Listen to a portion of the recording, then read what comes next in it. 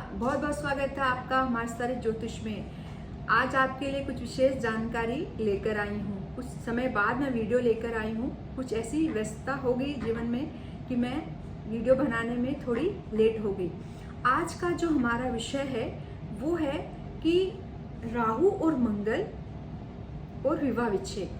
क्या राहु और मंगल हमारे विवाह विच्छेद के कारण बन सकते हैं? क्या राहु मंगल जब कुंडली में आते हैं, इकट्ठे होते हैं, तो क्या ये जिम्मेदार होते हैं, विवाह को टूटने के कगार पे ले आते हैं या किसी तरह का मनमुटाव भी करवा देते हैं? कभी कभी संबंध भी विच्छेद राहु मंगल करवा सकते हैं। आज इसी के विषय में हम आपको थोड़ी जानकारी देंगे, या कहें तो इस विषय पर हम चर्चा करेंगे कि राहु मंगल यदि किसी कुंडली में है तो क्या वैवाहिक संबंध कटु हो सकते हैं, क्या वैवाहिक संबंध टूट सकते हैं, क्या विवाह टूटने के कगार पर पहुंच सकता है। इस विषय में हम आपको पूरी जानकारी देंगे और क्यों ऐसा होता है इसके विषय में हम आपको पूरी जानकारी देंगे।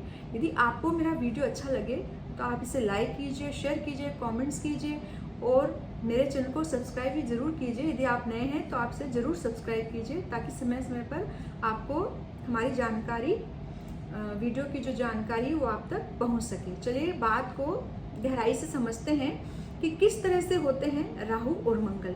सबसे पहले हम जानते हैं कि मंगल किस तरह का ग्रह है, क्योंकि मंगल जो होता है वो एक आवेश वाला ग्रह होता है। जहाँ पर मंगल होता है, जिनकी कुंडली में मंगल प्रधान रहते हैं, जो व्यक्ति या जिनके ऐसे भाव में मंगल रहता है कि वहाँ से हम मंगल के गुणों का विशेष आंकलन कर सकें, या कहें तो जातक मंगल प्रधान यदि होता है तो वो जातक जो होते हैं वो थोड़े क्रोधी स्वभाव के होते हैं, बड़े एग्रेसिव किस्म के होते हैं और बहुत ही ज़्यादा जोशीले भी होते हैं। क्रोध उनको क्षण मात्र में आता है और बहुत ज़्यादा उनके पास में एनर्जी होती है, क्योंकि जहाँ मंगल होगा वहाँ पर एनर्जी लेवल बहुत ज़्यादा हाई रहता है, चाहे वो किसी भी भाव में बैठे। यदि सब लग्न में है तो स्वयं में बहुत ज़्यादा एनर्जी रहेगी, सप्तम में है तो मैरिड लाइफ के प्रति भी उनके अंदर बहुत एक तरह का एनर्जी लेवल हाई रहता है। तो मंगल तो इस तरह का एक प्लेनेट हो जाता है जो काफ़ी अग्नि प्रधान ग्रह माना जाता है। अग्नि तत्व रहता है, इसमें एग्रेशन रहता है, बहुत ज़्यादा क्रोधी किस्म के हम कह सकते हैं, काफ़ी मतलब त्वरित जिनको क्रोध आ जाए, इस तरह का इनका नेचर होता है। अब दूसरी बात है कि राहु किस तरह के ग्रह होते हैं। राहु जो है वो एक छाया ग्रह होते हैं, थोड़े नकारात्मक विचार उनमें अधिकतर देखे जाते हैं। राहु जहाँ पर भी आते हैं वहाँ पर नकारात्मक प्रभाव ये ज़्यादा देने लगते हैं, क्योंकि राहु जो है वो छाया है। क्योंकि राहु जहाँ पर आते हैं वहाँ पर एक तरह का पैशन हो जाता है, बहुत ज़्यादा पैशनेट हो जाते हैं, किसी भी विषय को लेकर वो बहुत ज़्यादा विचार करते हैं या किसी भी तरीके से उस कार्य को करना उनका स्वभाव बन जाता है। राहु एक छल है, क्योंकि राहु का क्रिएशन भी एक धोखे का परिणाम है, जहाँ पर धोखा या छल करने से ही तो राहु का निर्माण हुआ। स्वरभानु जो राक्षस थे उन्होंने छल करके ही अमृत को पान किया, अमृत का पान किया, तभी राहु का निर्माण हुआ। तो वहाँ जहाँ पर भी राहु बैठते हैं कुंडली में, वहाँ पर एक तरह का छल रहता है, उनमें एक तरह की अलग नेगेटिविटी रहती है, विचारों में बहुत ज़्यादा बढ़े चढ़े रहते हैं। वो विचार उनके बहुत जल्दी जल्दी परिवर्तित भी होते रहते हैं जब राहु आते हैं। तो राहु क्या हुआ, एक छाया ग्रह है, राहु एक धुआं है। जब हवा भी है एक तरह की कह सकते हैं, क्योंकि थोड़ी हवा भी रहती है इनमें। जब अग्नि के साथ में जब हवा आती है, धुआं आता है, तो वहाँ पर क्या होता है, एक तरह का विस्फोट रहता है, विस्फोट होता है। जहाँ पर भी मंगल और राहु कुंडली में इकट्ठे आ जाते हैं, विशेषकर सप्तम भाव से संबंधित ये किसी भी तरह का प्रभाव डालते हैं या सप्तम भाव से रिलेशन बनाते हैं, चाहे वो लगन में हो। मैंने आपके सामने कुंडली में बनाई है, इसके सामने मैंने लिखा है लगन में, इस कुंडली में मैंने लगन में राहु मंगल बिठाए, चतुर्थ में और सप्तम में। यदि यहाँ पर मंगल और राहु आ जाते हैं तो वहाँ तो निश्चित तौर पर वैवाहिक संबंध टूटने लगते हैं। चाहे तो विवाह के एकदम जस्ट उपरांत भी इस तरह के केसेस देखने को हमें मिलते हैं, या हमने बहुत सी ऐसी कुंडलियों का अध्ययन किया है जहाँ पर ऐसी दुविधा देखने को मिलती है। अब है कि मंगल और राहु क्यों ऐसा प्रभाव डालते हैं कुंडली में? क्योंकि मैंने आपको बताया कि मंगल एक फायरी प्लेनेट होता है और राहु जो होता है वो काफ़ी नेगेटिविटी लिया हुआ रहता है, एक हवा है, एक धुआं है और गलत विचारों को उत्पन्न करने वाला ग्रह रहता है। जहाँ पर भी बैठेगा वहाँ पर इस तरह का प्रभाव जरूर छोड़ता है। जैसे कि मैंने आपके सामने बनाया है कुंडली में, इनको जो प्लेसमेंट मैंने दी वहाँ तो निश्चित तौर पर ये परेशान करते ही हैं, जरूर ऐसा प्रभाव डालते हैं कि वैवाहिक संबंध कटुता की तरफ चले जाएं। और जिनकी कुंडली में इस तरह का योग रहता है जहाँ पर कि मंगल और राहु बैठते हैं कुंडली में, तो ऐसे जातक या जातिकाएं जो होते हैं बहुत ज़्यादा एग्रेसिव नेचर के रहते हैं। वो बात बात पर क्षण मात्र में क्रोधी हो जाते हैं और क्रोध को बहुत ज़्यादा बढ़ा चढ़ा कर के प्रेजेंट करते हैं। कहें तो उनका क्रोध का जो लेवल रहता है, जो उनका गुस्से का जो एक एंगर का जो लेवल रहता है वो बहुत ज़्यादा हाई रहता है, बहुत क्षणिक मात्र उनको क्रोध आने लगता है। अब है कि इन सब जगहों पर तो मैंने मंगल राहु बैठाए, लेकिन यदि इनके अलावा भी यदि कुंडली में मंगल और राहु होते हैं तो क्या विवाह संबंध विच्छेद के कगार तक जाता है? क्या विवाह विच्छेद हो जाते हैं? कई ऐसी कुंडलियों का मैंने अध्ययन किया है जहाँ पर आज शादी हुई है, 10-15 दिन बाद ही विवाह विच्छेद हो रहे हैं, 1 महीने बाद हो रहे हैं, 2 महीने बाद हो रहे हैं। ऐसा क्यों होता है?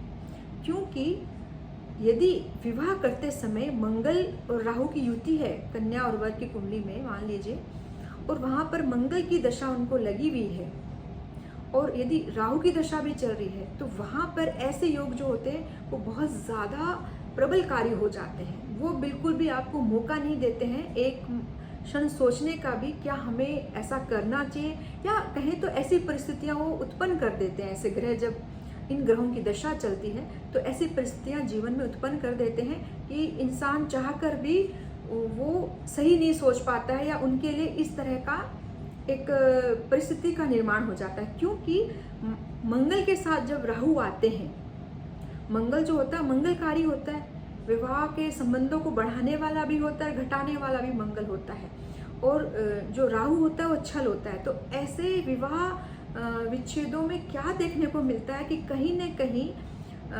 वर या वधू ने आपस में एक दूसरे के साथ छल किया है, कोई चीज़ छुपाई है उनसे, या कोई छल का परिणाम हुआ है कि वहाँ पर विवाह टूट गए हैं, विवाह संबंध विच्छेद हो गए हैं। कोई एक छल है, कोई एक एंगर है जिसकी वजह से ऐसा हमको देखने को मिलता है।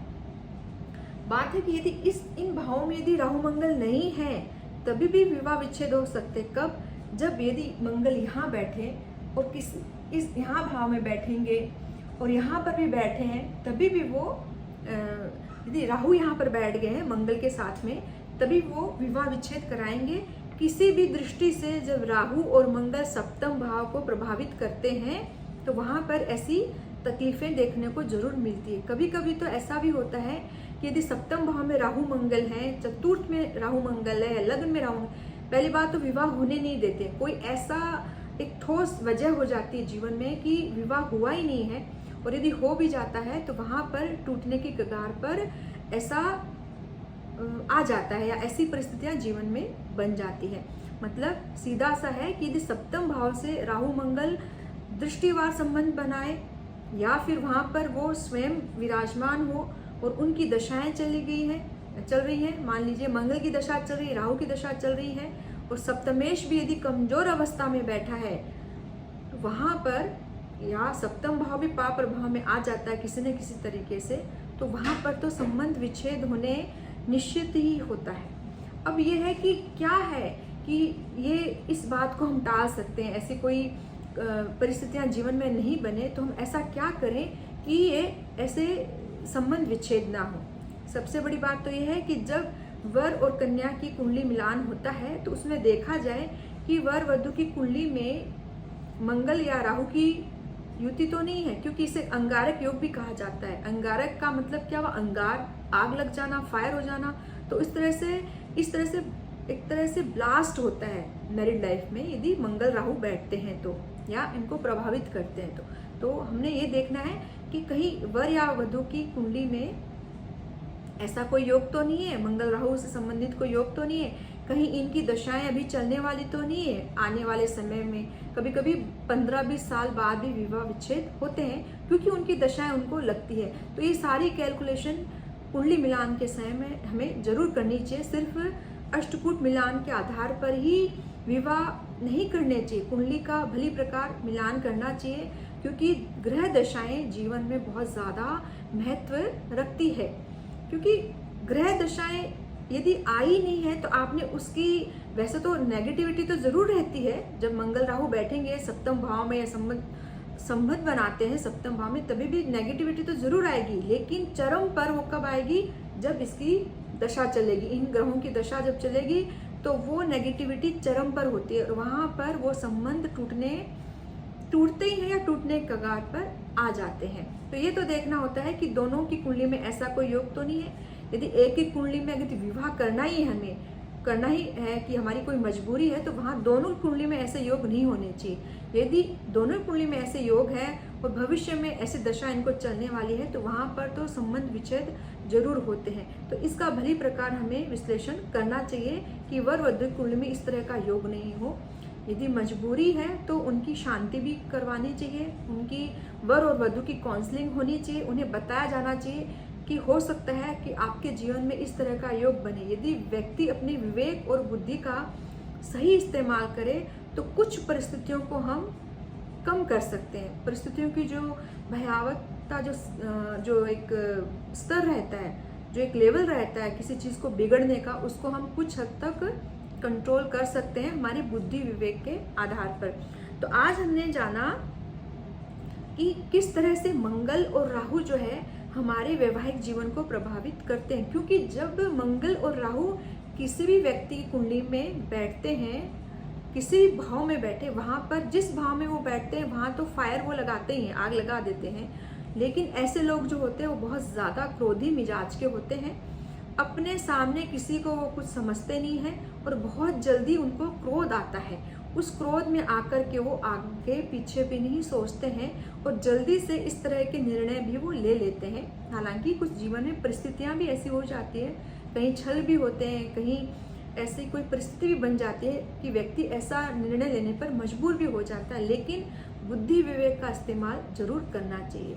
तो मैं आशा करती हूँ कि आज आपको मेरा एक छोटा सा वीडियो, जो मैंने इसके ऊपर जो जानकारी दी है कि मंगल और राहु की युति जो रहती है, अंगारक योग जिसे हम कहते हैं, यदि कुंडली में हो तो किस तरह से हमें कुंडली का विश्लेषण करना चाहिए, क्या विचार करना चाहिए। यदि विवाह करने वाले हैं, हम विवाह के लिए कोई कुंडली देखी जा रही है, तो वहाँ पर इसको जरूर कंसिडर किया जाना चाहिए। कहीं सप्तम भाव से तो ये दोनों ग्रह संबंध नहीं बना रहे, इनकी दशाएं तो नहीं चलने वाली है, किसी और भाव में भी बैठे हैं, तो उस भाव का भी भली प्रकार विश्लेषण जरूर करना चाहिए। आशा करती हूँ कि आपको मेरी दी हुई जानकारी अच्छी लगी होगी। यदि आपको मेरी जानकारी अच्छी लगी है तो आप मेरे वीडियो को लाइक कीजिए, शेयर कीजिए, कमेंट्स कीजिए, और यदि नए हैं तो आप मेरे चैनल को जरूर सब्सक्राइब कीजिए। तब तक के लिए नमस्कार।